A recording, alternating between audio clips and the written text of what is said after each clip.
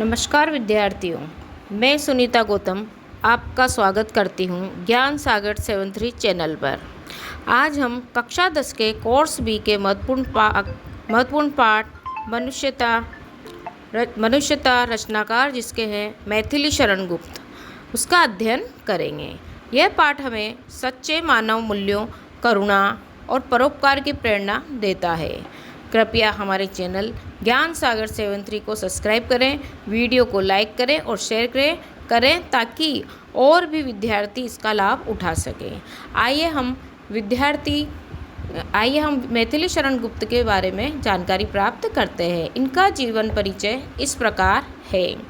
1886 में झांसी के करीब चिरगांव में जन्मे मैथिली शरण गुप्त अपने जीवन काल में ही राष्ट्र कवि के रूप में विख्यात हुए। विख्यात का मतलब होता है प्रसिद्ध होना, वो प्रसिद्ध हुए। इनको राष्ट्र कवि के नाम से भी जाना जाता है। इनकी शिक्षा दीक्षा घर पर ही हुई। संस्कृत, बांग्ला, मराठी और अंग्रेजी पर इनका समान अधिकार था।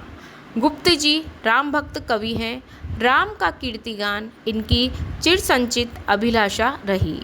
इन्होंने भारतीय जीवन को समग्रता में समझने और प्रस्तुत करने का भी प्रयास किया। गुप्त जी की भाषा विशुद्ध खड़ी बोली है। भाषा पर संस्कृत का प्रभाव है। काव्य की कथा वस्तु भारतीय इतिहास के ऐसे अंशों से ली गई है जो भारत के अतीत का स्वर्ण चित्र पाठक के सामने उपस्थित है। गुप्त जी की प्रमुख कृतियाँ हैं साकेत, यशोधरा, जयद्रथ। गुप्त जी के पिता सेठ रामचरण दास भी कवि थे। इनके छोटे भाई सियाराम शरण गुप्त भी प्रसिद्ध कवि हुए। अब हम पाठ प्रवेश की ओर चलते हैं। पाठ प्रवेश के अंतर्गत आपको जानकारी मिलेगी कि पाठ में क्या क्या बताया गया है, किस प्रकार से पाठ रूपांतरित किया गया है। प्रकृति के अन्य प्राणियों की तुलना में मनुष्य में चेतना शक्ति की प्रबलता होती ही है। वह अपने ही नहीं औरों के भी हित अहित का भी ख्याल रखने में, औरों के लिए भी कुछ कर सकने में समर्थ होता है। पशु चरागाह में जाते हैं, अपने अपने हिस्से का चर आते हैं, पर मनुष्य ऐसा नहीं करता। क्यों? क्योंकि उसमें मनुष्यता का भाव होता है, औरों के सहयोग से कुछ करता है। और प्रस्तुत पाठ का कवि अपनों के लिए जीने मरने वालों को मनुष्य तो मानता ही है, लेकिन यह मानने को तैयार नहीं कि ऐसे मनुष्यों में मनुष्यता के पूरे लक्षण भी हैं। वह तो उन मनुष्यों को ही महान मानेगा जिनमें अपनों के हित चिंतन से कहीं पहले और सर्वोपरि दूसरों का हित चिंतन हो। उसमें वे गुण हो जिनके कारण कोई मनुष्य इस मृत्युलोक से गमन कर जाने के बावजूद युगों तक औरों को भी याद बना रहे, यादों में वो बना रहे। उनकी मृत्यु भी कैसी कहलाएगी? सुमृत्यु। सुमृत्यु का मतलब होता है अच्छी मृत्यु, ताकि लोग उसको याद करें। आखिर क्या है वो गुण? आइए हम इस पाठ में विस्तार से जानेंगे। इस कविता के माध्यम से मैथिली शरण गुप्त ने मनुष्यता के बारे में क्या बताया, आइए हम विस्तार से जानकारी प्राप्त करते हैं। विचार लो कि मरते हो न मृत्यु से डरो कभी, मरो परंतु यों मरो कि याद करे सभी। हुई न यों सुमृत्यु तो वृथा मरे वृथा जिए, मरा नहीं वही कि जो जिया न आपके लिए। वही पशु प्रवृत्ति है कि आप ही आप चरें, वही मनुष्य है जो मनुष्य के लिए मरे। मरते का मतलब होता है, पहली लाइन में है, चौथा वर्ड है मरते का वर्ड होता है मरणशील प्राणी, जिसका मरना निश्चित होता है। सुमृत्यु का अर्थ होता है गौरवशाली मृत्यु। वृथा बेकार। पशु प्रवृत्ति यानी पशुओं के जैसा स्वभाव। चरे यानी उदर पूर्ति करना, अपना पेट भरना। भोग करना यानी खाना पीना। प्रस्तुत पंक्तियों में कवि मनुष्य जीवन के महत्व पर प्रकाश डालते हुए कहते हैं कि मानव जीवन नश्वर है। कैसा है मानव जीवन? नश्वर। जो मनुष्य मरणशील है, जिसका जन्म हुआ है उसकी मृत्यु अवश्य है। इसलिए जब मृत्यु निश्चित है तो मृत्यु से भयभीत नहीं होना चाहिए। विचार लो कि मरते से न मृत्यु से डरो कभी। कवि कहते हैं कि विचार कर लो, सोच लो, समझ लो कि मृत्यु से कभी भी नहीं डरना चाहिए, क्योंकि मनुष्य क्या है, एक मरणशील प्राणी है। मरो परंतु यो मरो की याद करे सभी। कवि कह रहे हैं कि हमारी मृत्यु के उपरांत भी हमको लोग याद करें, ऐसी मृत्यु हमको प्राप्त करनी चाहिए और हमको मृत्यु से कभी भी भयभीत नहीं होना चाहिए। हमारी मृत्यु ऐसी होनी चाहिए कि मृत्यु के उपरांत भी लोग हमको महान कार्यों के लिए हमें सदैव याद करते रहें, सदैव स्मरण करता रहे। कोई ऐसा महान गौरवशाली काम करते करते मरो ताकि तुम्हारी मृत्यु गौरवशाली मृत्यु कहलाए। हमारी मृत्यु के पश्चात लोग हमें याद नहीं करते, तो हमारी याद में आंसू भी नहीं बहाते, तो हमारा जीवन कैसा होगा? हमारा जीवन भी बेकार है और हमारी मृत्यु भी व्यर्थ है, बेकार है। हमारी मृत्यु भी लोक कल्याण के हित के लिए होनी चाहिए। तो अर्थात मनुष्य को अपने जीवन में लोक मंगलकारी कार्य अपना समय बिताते हुए अपनी जीवन पशुओं के समान होता है। अर्थात जो मनुष्य अपने जीवन के लोक मंगलकारी कार्यों में अपना समय नहीं बिताते हैं, उनका जीवन कैसा होता है? पशुओं के समान होता है। वही पशु प्रवृत्ति है जो आप चरे, मतलब वही पशु का स्वभाव होता है जो अपने स्वार्थ की पूर्ति के लिए जो कार्य करते हैं। केवल मात्र पशु ही अपने व्यक्तिगत स्वार्थ की पूर्ति हेतु जीवन जीता है। सच्चा मनुष्य वही मनुष्य है जो मनुष्य के लिए मरे। सच्चा मनुष्य वह है जो संपूर्ण मनुष्यता के लिए जीता है और मरता है। इसलिए वास्तव में मनुष्य कल्याण का अधिकारी वही होगा जिसमें स्वार्थ भाव के स्थान पर परमार्थ भाव होगा, जो दूसरों की हित पूर्ति के लिए अपना जीवन जीता है। यही मनुष्य कहलाने का अधिकारी होता है। अब इस काव्य सौंदर्य के अंतर्गत इस पद्य में, इस कविता के पैराग्राफ में बताया गया है कि कवि ने परोपकार के लिए जीने मरने वाले को मृत्यु को सुमृत्यु कहा है। संस्कृत निष्ठ खड़ी बोली का प्रयोग इसमें हुआ है। आप ही आप में 2 बार आपकी आवृत्ति हुई है, इसलिए इसमें पुनरुक्ति प्रकाश अलंकार का प्रयोग हुआ है। काव्यांश में तुकांश शैली के साथ उद्बोधन शैली में लिखा गया है और सामासिक शब्दावली का प्रयोग सुमृत्यु और पशु प्रवृत्ति का प्रयोग हुआ है। जो जिया ज की जिसमें आवृत्ति होती है वहाँ पर अनुप्रास अलंकार का प्रयोग होता है। दूसरा कविता आगे का पैराग्राफ है। उसी उदार की कथा सरस्वती बखानती, उसी धरा से कृतार्थ भाव मानती, उसी उदार की सदा सदैव कीर्ति कूजती, तथा उसी उदार को समस्त सृष्टि पूजती। अखंड आत्मभाव जो असीम विश्व में भरे, वही मनुष्य है कि जो मनुष्य के लिए मरे।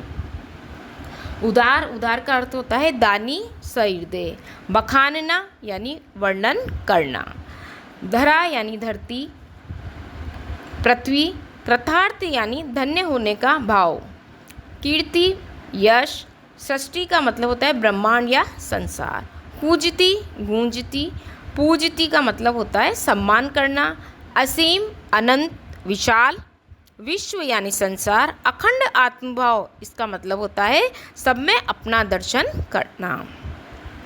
प्रस्तुत पंक्तियों में कवि उदारता के भाव पर प्रकाश डालते हुए कहते हैं कि उसी उदार की कथा सरस्वती बखानती। कवि कहते हैं कि सरस्वती उसी उदार मनुष्य का गुणगान करती है, बखान करती है। बखान का मतलब होता है गुणगान करना, तो गुणगान करती है जो इस अनंत संसार में अखंड आत्मीयता का भाव रखता है।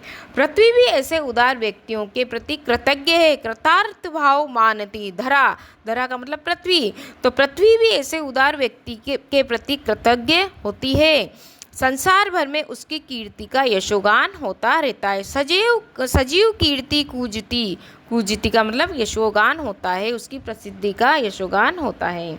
और उदार लोगों का समस्त सृष्टि याद करती है, समस्त सृष्टि उसका सम्मान करती है, समस्त सृष्टि उसकी पूजा करती है, ऐसे उदारवादी लोगों की। तथा अखंड आत्मभाव असीम विश्व में भरे वही मनुष्य है जो मनुष्य के लिए मरे।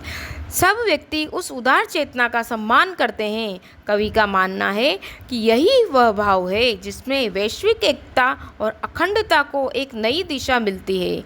वही मनुष्य सच्चे अर्थों में मनुष्य कहलाने के अधिकारी होते हैं, जो मनुष्यता की रक्षा के लिए अपने प्राणों का बलिदान देते हैं। वही मनुष्य कहलाने के अधिकारी होते हैं। काव्य सौंदर्य के अंतर्गत कवि के अनुसार उदार व्यक्तियों का यश पूरे विश्व में फैलता है।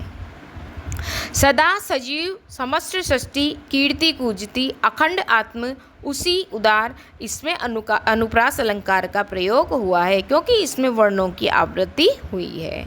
सजीव कीर्ति कूजती में मानवीकरण अलंकार का प्रयोग हुआ है और इसमें वीर रस का प्रयोग है। काव्यांश 3rd नंबर का। शुद्धार्थ रंती देव ने दिया करस्त थाल भी, तथा ददीची ने दिया परार्थ अस्ति जाल भी। उशीनर क्षितिज ने स्वमास दान भी किया, सहर्ष वीर कर्ण ने शरीर चर्म भी दिया। अनित्य देह के लिए अनादि जीव क्या डरे, वही मनुष्य है जो मनुष्य के लिए मरे। शुद्धार्थ का अर्थ होता है भूख से पीड़ित। रंतिदेव एक दानवीर राजा का नाम है। करस्त हाथ में, करस्त का मतलब हुआ हाथ में। ददीची एक प्रसिद्ध ऋषि है जिन्होंने देवताओं के कल्याण अपनी अस्थियों को इंद्र को दे दिया था, जिनके वज्र से इंद्र ने वत्रासुर को हराया था। अस्थि जाल का अर्थ होता है कंकाल यानी हड्डियों का ढांचा। उशीनर गंधार का राजा। क्षितिज का मतलब होता है नृप। स्वमास अपने शरीर का मांस। सहर्ष मीन्स प्रसन्नता पूर्वक। कर्ण कुंती का पुत्र जो दान देने के लिए प्रसिद्ध था। शरीर चर्म। कवच कुंडल। अनित्य यानी नश्वर। अनादि अमर। जीव मीन्स आत्मा। तो कवि ने प्रस्तुत पंक्तियों में महान प्रेरणा देने वाले दानी व्यक्तियों का उल्लेख किया है। दानी व्यक्तियों का उल्लेख करते हुए क्या कहा है कवि ने कि मनुष्यता शब्द का वास्तविक अर्थ परिभाषित किया है और मानव शरीर को नश्वर बताया है कि मनुष्य ने जन्म लिया है तो उसकी मृत्यु निश्चित है, उसका नाश होगा ही। कवि के अनुसार परम दानी राजा रंतिदेव जो तीव्र भूख से व्याकुल थे, बहुत तेज भूख लग रही थी, तेज भूख से व्याकुल थे, लेकिन उन्होंने एक भूखे व्यक्ति को देखकर अपने भोजन की थाली उसे दे दी। ऋषि ददीची जो मानवता के हितार्थ के लिए देवताओं और दानवों के युद्ध में देवताओं की विजय के लिए अपने योग बल से उन्होंने अस्थि पंजर को दान दे दिया था। तीसरे हैं गांधार देश के जो राजा हैं उशीनर, उन्होंने एक पक्षी के प्राण बचाने के लिए अपने शरीर का मांस दान में दे दिया था।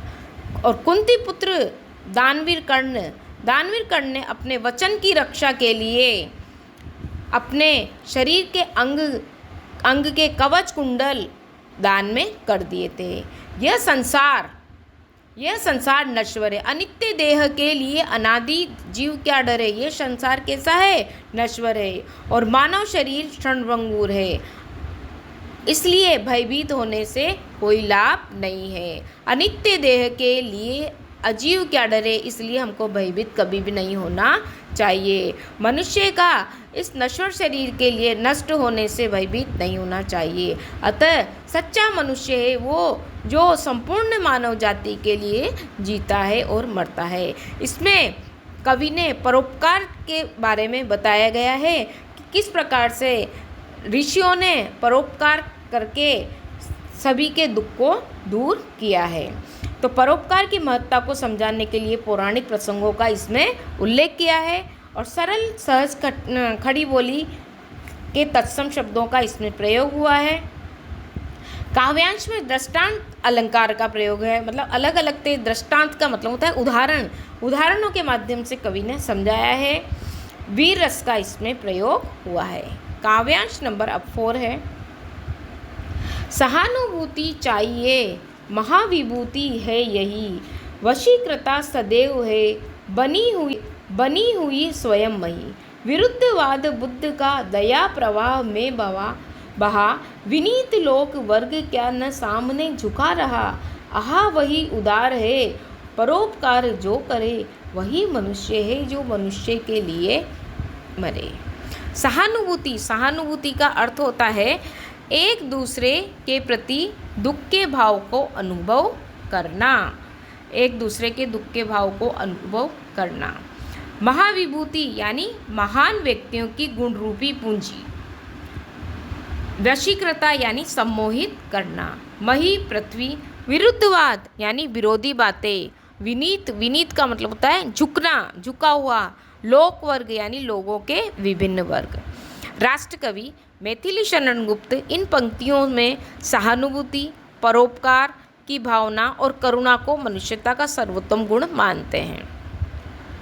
तीनों गुण मानते हैं कि मनुष्य में सहानुभूति होनी चाहिए, परोपकार की भावना होनी चाहिए और करुणा की भावना होना चाहिए। वही मनुष्य कहलाने का अधिकारी होता है। ये सर्वोत्तम गुण कवि मानते हैं। कवि ने इन गुणों को महाविभूति कहा है। क्या कहा है? महाविभूति कहा है। महाविभूति के नाम से इसको विभूषित किया है। सहानुभूति का एक श्रेष्ठ गुण है। सहानुभूति एक श्रेष्ठ गुण है। सहानुभूति चाहिए, महाविभूति है यही। सहानुभूति, सहानुभूति एक श्रेष्ठ गुण है जो दूसरों के दुख को अपना दुख मानना। सहानुभूति का मतलब सिंपैथी, जो दूसरों के दुख को अपना दुख मानना, उसी के अनुसार आचरण करना मनुष्य की संचित पूंजी है। पृथ्वी भी ऐसे मनुष्यों की सेवा करती है। पृथ्वी भी ऐसे मनुष्य की सेवा करती है जिसमें सहानुभूति के गुण सुसज्जित, ऐसे मनुष्य को पूजनीय माना जाता है जिसमें सहानुभूति की भावना हो। अब विरुद्धवाद बुद्ध का दया प्रवाह में बहा। कवि महात्मा बुद्ध का उदाहरण देते हुए कहते हैं, महात्मा बुद्ध का उदाहरण दिया है। विरुद्धवाद जो बुद्ध के विरोधी था, विरोधी दल था, वो भी उनके सामने नतमस्तक हो गया है। क्यों? क्योंकि उनमें दया का भाव था। तो कवि क्या कह रहे हैं? बुद्ध का उदाहरण देते हुए कवि कहते हैं कि महात्मा बुद्ध का तत्कालीन समाज था, उनका जो घोर विरोधी था, परंतु उनकी दया भावना, सत्य, अहिंसा, प्रेम भावना से उनके विरोध के स्वर को धूमिल कर दिया था। जो व्यक्ति उनके कट्टर विरोधी थे, जो व्यक्ति उनके विरुद्ध थे, कट्टर विरोधी थे, वे भी उनके महानता के कारण नतमस्तक हो गए। विनीत लोग वर्ग क्या सामने झुका रहा, मतलब उनके सामने, उनकी महानता के सामने वो नतमस्तक हो गए और उन्होंने बुद्ध धर्म अपनाया। कवि के अनुसार आहा वही उदार है, परोपकार जो करे, वही मनुष्य है कि जो मनुष्य के लिए मरे। कवि के अनुसार वही मनुष्य मनुष्यता के गुणों का प्रतिनिधित्व बन सकता है जो उदार तथा परोपकारी है। दूसरों के हित के लिए अपना त्याग करने वाला मनुष्य ही बुद्ध जैसा महान व परोपकारी बन सकता है। सच्चा मनुष्य वही है जो अन्य मनुष्य के काम आता है तथा उसके लिए जीता है और मरता है। वही मनुष्य का अधिकारी होता है जिसमें सहानुभूति का गुण हो, परोपकार हो, करुणा की भावना हो। ये मनुष्य की कौन सी पूंजी कहलाएगी? संचित पूंजी कहलाएगी। यही मनुष्य की महाविभूति के नाम से कवि ने इसमें विभूषित किया है। तो काव्य सौंदर्य के अंतर्गत उदारता, विनम्रता के सम्मुख सभी नतमस्तक हो जाते हैं। इसलिए मनुष्य में विनम्रता होनी चाहिए और उदारता का भाव होना चाहिए ताकि विरोधी दल भी आपके सामने नतमस्तक हो जाए। प्रश्न शैली के कारण सौंदर्य में वृद्धि हुई है। दया प्रवाह में रूपक अलंकार का प्रयोग है।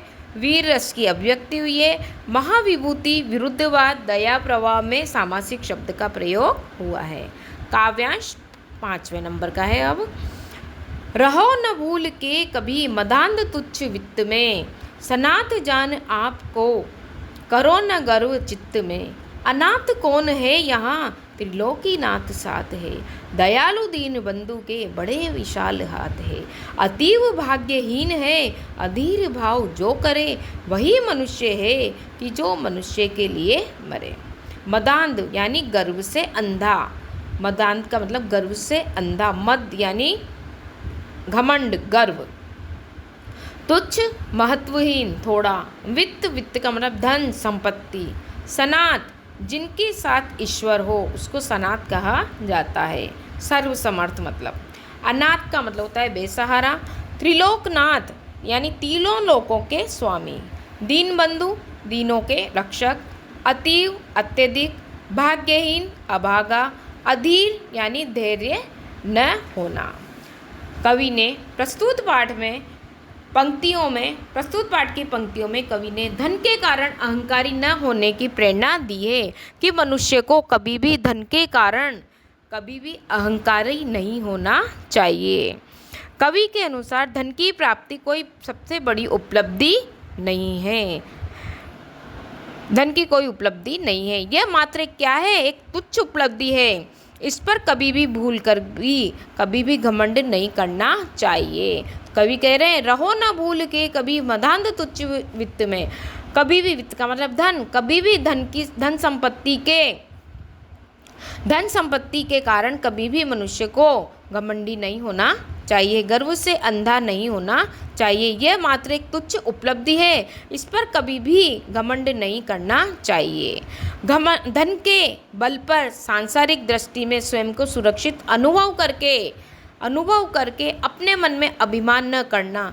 यह न सोचना कि तुम सनात हो, मेरे पास सब कुछ है, धन संपत्ति ऐश्वर्य, लेकिन ये सब समझ करके ये मत मानना कि मेरे पास सब कुछ होने के कारण मैं सनात हूँ।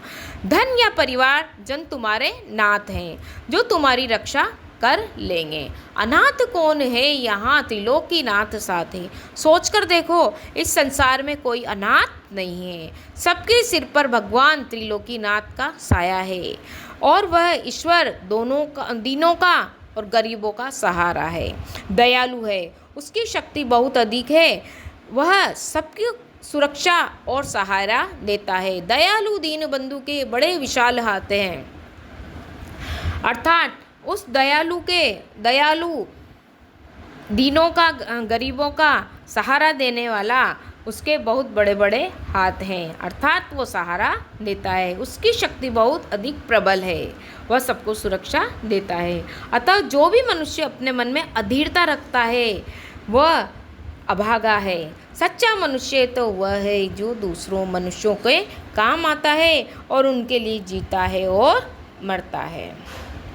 कवि ने यहाँ पर काव्य सौंदर्य के अंतर्गत कवि ने स्पष्ट किया है कि धन दौलत देखकर कभी भी अहम भावना नहीं करनी चाहिए, इसलिए आपको भी कभी भी घमंड नहीं करना चाहिए। इसमें सामासिक शब्दावली के साथ उद्बोधन शैली का भी प्रयोग किया है। दयालु दीन बंधु में द की आवृत्ति होने पर यहाँ पर अनुप्रास अलंकार का प्रयोग हुआ है। काव्यांश 6 नंबर।